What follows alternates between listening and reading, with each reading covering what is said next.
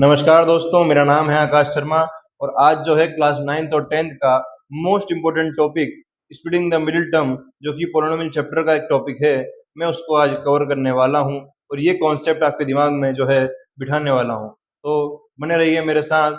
तो समझते हैं सबसे पहले स्प्लिटिंग द मिडिल टर्म इस मेथड का नाम है, तो समझते हैं इसका मतलब क्या है। स्प्लिटिंग स्प्लिटिंग का मतलब होता है मेरे दोस्तों कि किसी भी चीज को अगर हम दो हिस्सों में तोड़ दें तो उसको हम स्प्लिटिंग बोलते हैं। जी हाँ, किसी भी चीज को अगर मैं दो हिस्सों में तोड़ दूं तो उसे मैं स्प्लिटिंग कहूंगा। ठीक है। अब भैया तोड़ना किसको है? तो तोड़ना है स्प्लिटिंग द मिडिल टर्म।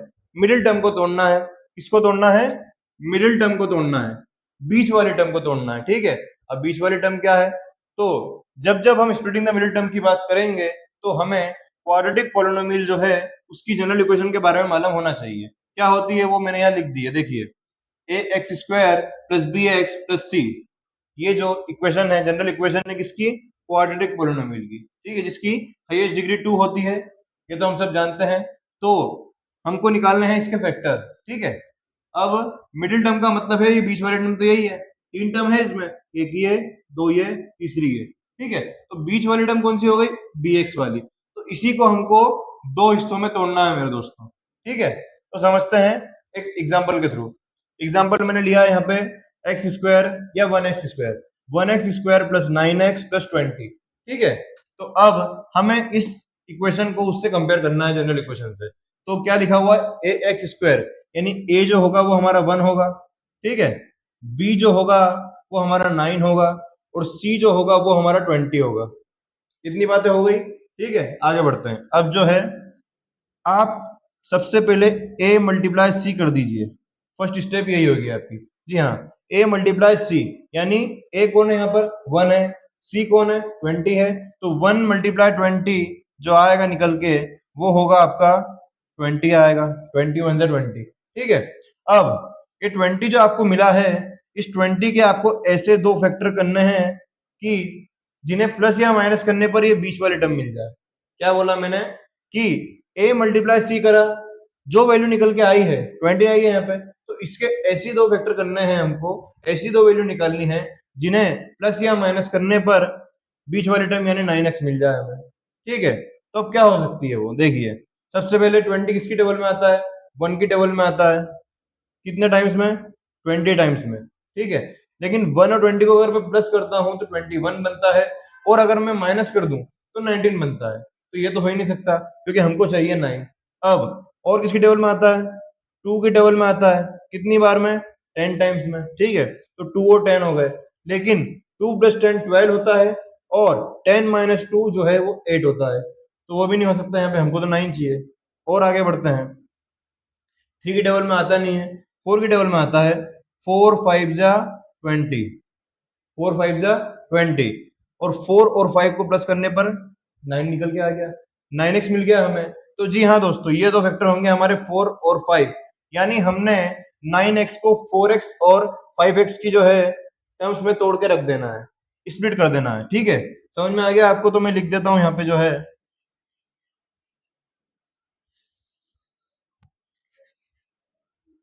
चलिए अब क्या करना है हमें? फर्स्ट वाली टर्म वैसी ही रखनी है, एक्स स्क्वायर। ठीक है। प्लस हमको तोड़ना है बीच वाली 9x को। किसमें तोड़ना है? 4x प्लस 5x में तोड़ना है।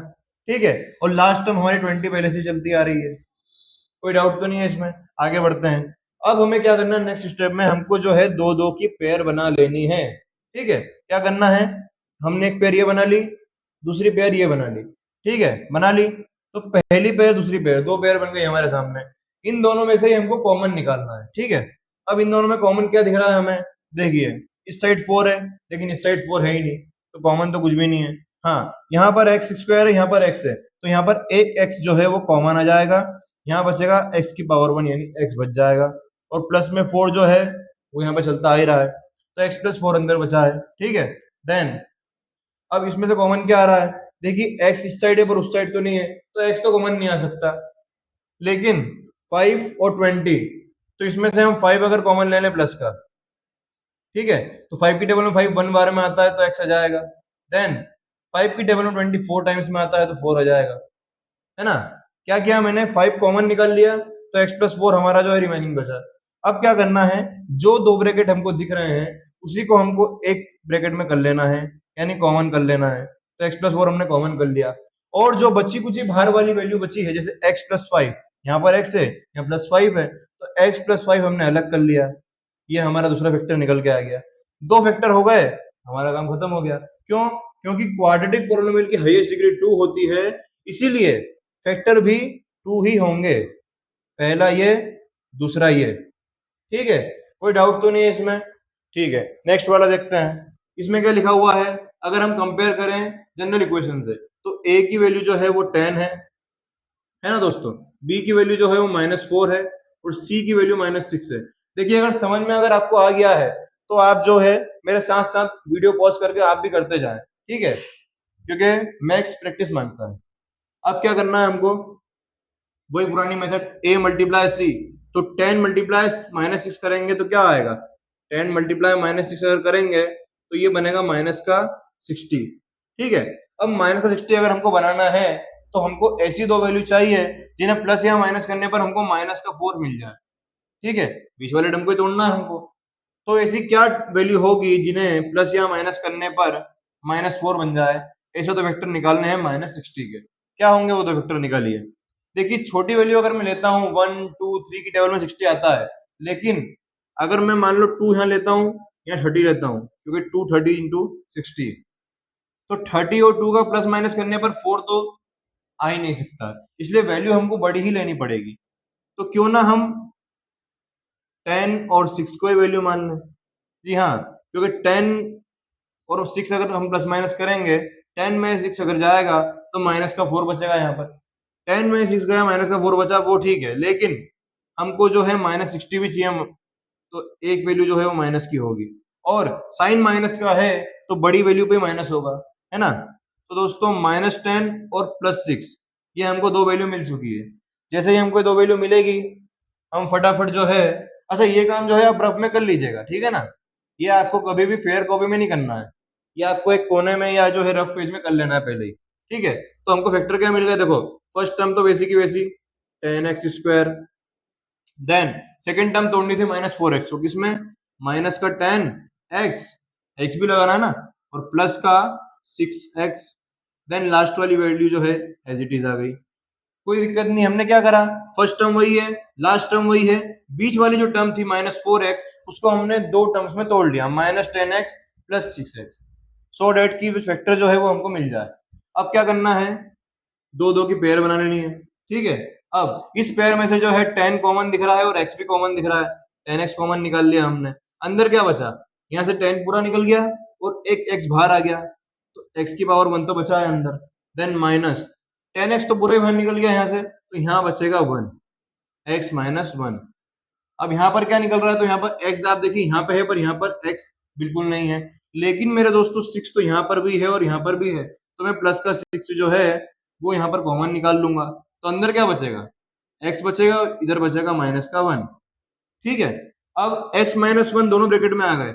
अच्छा, दोनों ब्रैकेट सेम होने चाहिए, दोनों ब्रैकेट अगर सेम चल रहे हैं तो मतलब आप जो है सही जा रहे हैं, कोई डाउट नहीं, ठीक है ना। अब देखिए, x - 1 को मैं एक साइड कर लूंगा, और एक साइड में जो बाहर वाली वैल्यू 10x + 6, 10x + 6, इसको मैं दूसरी साइड ब्रैकेट में कर लूंगा, तो ये हमारे दो फैक्टर निकल के आ गए। कौन कौन से, x - 1 और 10x + 6, ये दोनों फैक्टर हमको इस पोलिनोमियल के मिल गए।